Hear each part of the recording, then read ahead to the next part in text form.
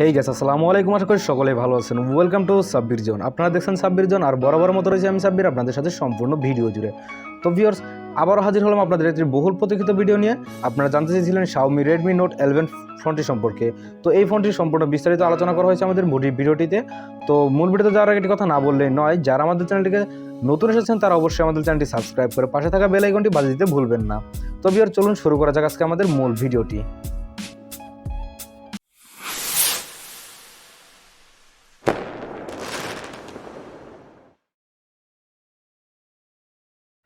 তো ভিউয়ার্স, আমরা চলে আসলাম আমাদের মূল ভিডিওটিতে। xiaomi Redmi Note 11 এই ফোনটি সর্বপ্রথম লঞ্চ করা হয় ডিসেম্বর 1, 2021 সালে। ফোনটি বাংলাদেশের বাজারে অ্যাভেলেবেল হয় জানুয়ারি মাসে 2022 সালে। ফোনটির ওয়েট রাখা হয়েছে 181 গ্রাম এবং ফোনটির ডিসপ্লে সাইজ থাকছে 6.5 ইঞ্চ IPS LCD ডিসপ্লে। ফোনটি কালার থাকছে গ্রে, হোয়াইট অ্যান্ড ব্লু, এই তিনটি কালারে অ্যাভেলেবেল রয়েছে। বাংলাদেশের বাজারে আপনারা তিনটি কালার অ্যাভেলেবেল পেয়ে যাবেন, তবে আমার কাছে বেস্ট কালার হিসেবে মনে হয়েছে ব্ল্যাক অ্যান্ড ব্লু। তো আপনারা যে কোনো একটি কালার চয়েস করে নিতে পারেন।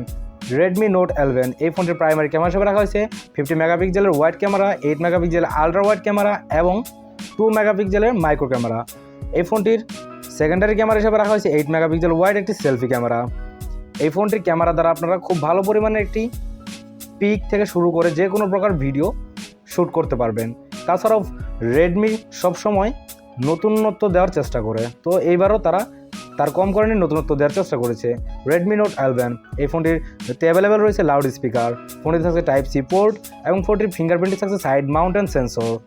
ফোনটির র্যাম থাকছে 4GB/64GB এবং 128GB রোম। এই ফোনটির লাউড সিস্টেম থাকার কারণে আপনি যে কোনো প্রকার মাল্টিমিডিয়া শুনে খুব ভালো মজা পাবেন।